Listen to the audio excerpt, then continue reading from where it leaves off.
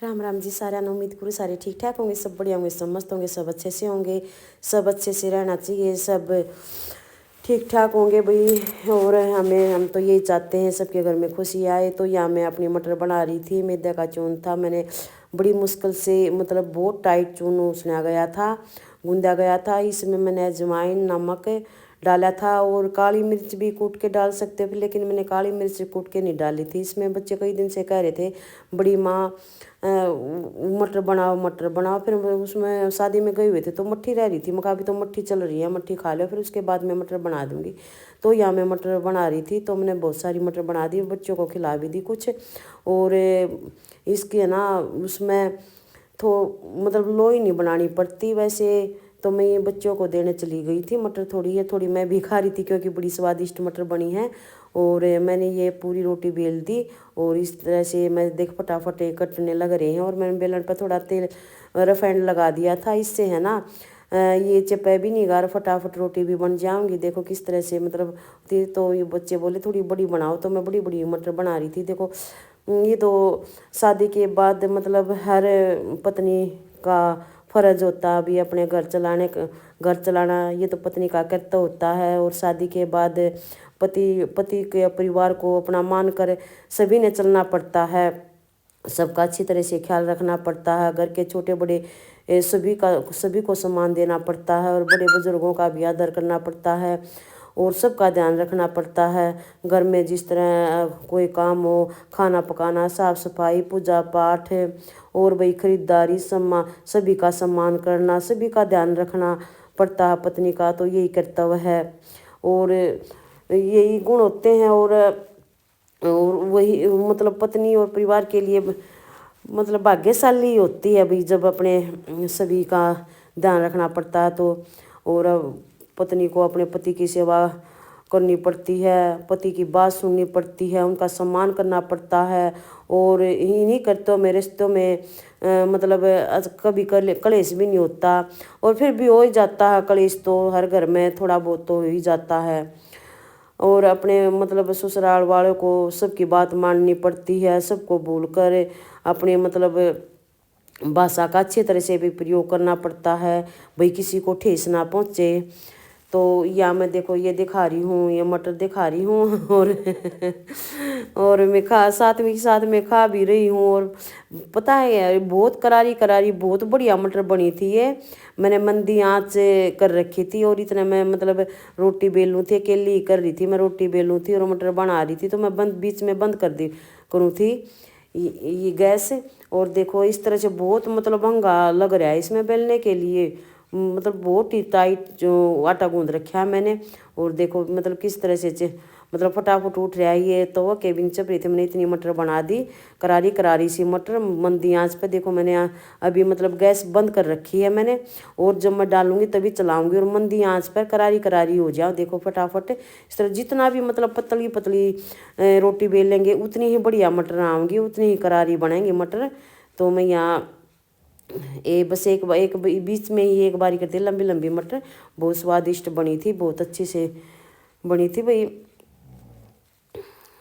और मैं आपको बताती हूँ कुछ, मैं कुछ बढ़िया बढ़िया बातें बताऊँगी मैं आपको। और भाई ये मैंने मटर बना के कर दी हैं तैयार, देखो बिल्कुल मंदी आंच पर। मैंने रिफाइंड ये आधी ये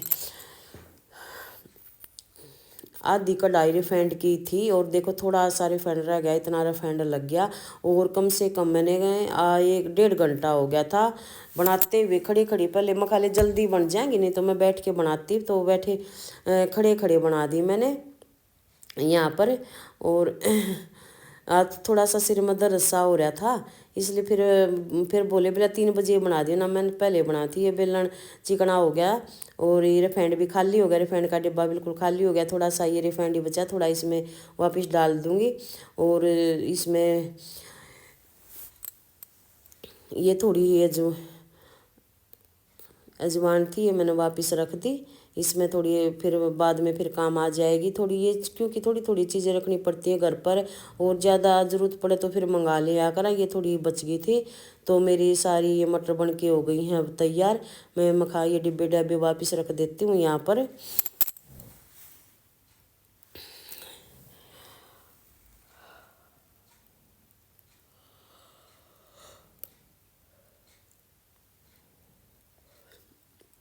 तो ये डिब्बे डब्बे भी रख दिए मैंने अपनी देवरानी को और बच्चों को। और मम्मी सोई हुई थी, मम्मी खाना खाने के बाद एक बस सोती है तो वो खाना खिला के सो गई थी।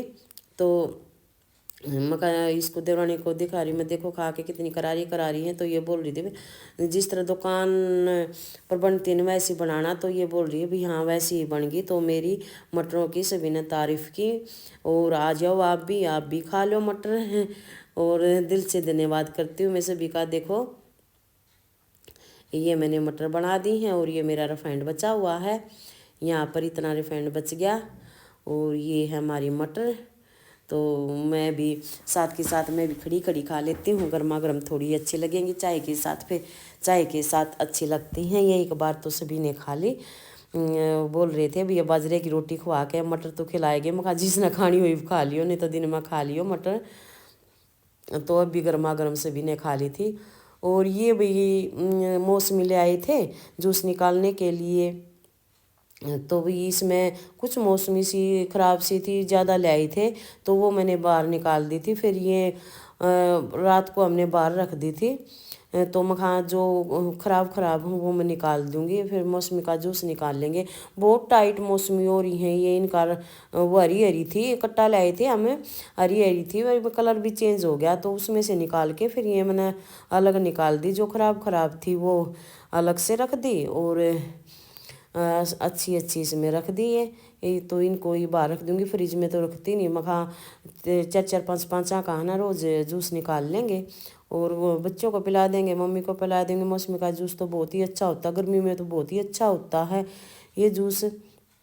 तो भी यहाँ फिर मैं आपको दिखाती हूँ, गन्ने दिखाती हूँ मैं अपने।